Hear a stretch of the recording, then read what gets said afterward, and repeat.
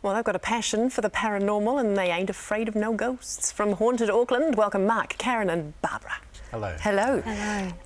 Is business booming? I mean, how haunted are we in Auckland? It's actually getting quite hectic at the moment. We've been getting quite a bit of exposure, so our name's getting out there, so people are starting to come forward now and tell us their stories. How did the need for the business come about? Just from our own general wanting to find out answers, really. We all have experiences through the past, and we're just seeking answers, yeah, so we just go out there and look.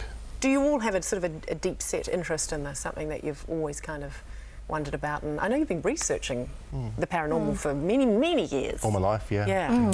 Yes, it's all my life as well. I can remember as a small child being sent home from people's houses because I've set up little seances with the other children. Uh-oh. So yeah, definitely lifelong. And you guys have lived, both of you, in houses that you feel have been inhabited by others? Yeah, definitely. I grew up in a house that I experienced a lot of unexplained activity. Like what? What sorts of things? From the time I was 6 to when I was 19, my sister and I both experienced similar things in the house that we grew up in.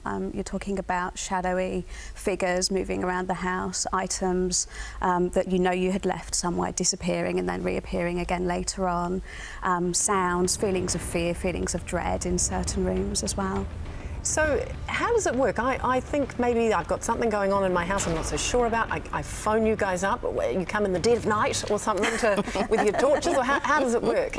Usually we'll just come around whenever it suits you, and we'll just sit with you and talk and hear your stories and find out which rooms are the most active, find out what's been happening, what you think has been happening, what you've been sensing and feeling and seeing, and then we just set out with certain equipment to try and measure those occurrences. What sort of equipment? Like these things that you've brought in here? Well, there aren't any official sort of ghost hunting tools that you can use, but because the paranormal is based around a lot of theory, we can actually go out and try and use a lot of tools that are actually out there through like electrical tools and gadgets that are actually out there in the market to try and use to try and sort out our theories.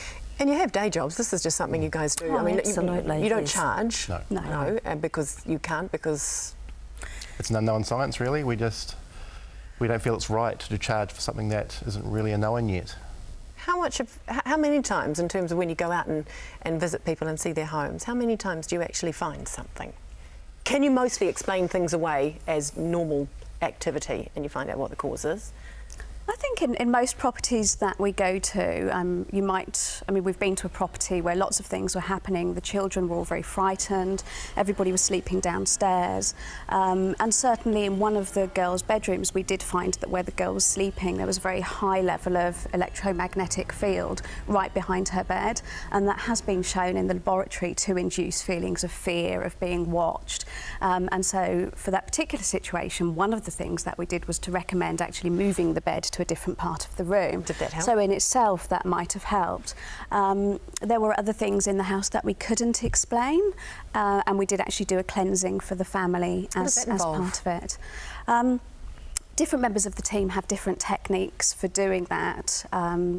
My own personal technique would be to use the energies of the elements to actually clear the energies of the house or negative energies. Do you verbally speak to things to do that? You can do, and I have a couple of different bows in my quiver for attacking the situation depending on the level of cleansing that might be required. And actually in that particular property I had to go one stage further to get it to a level where the owners did actually feel comfortable in certain areas of the house. So there are rituals and things that I'm able to do as part of my own personal training.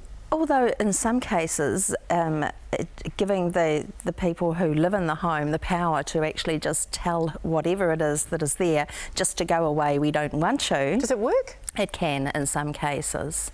What do you need to be able to do in order for that to work? Basically, it's your home and you're the one who is living there. You let them know that they are not welcome and just go away, basically.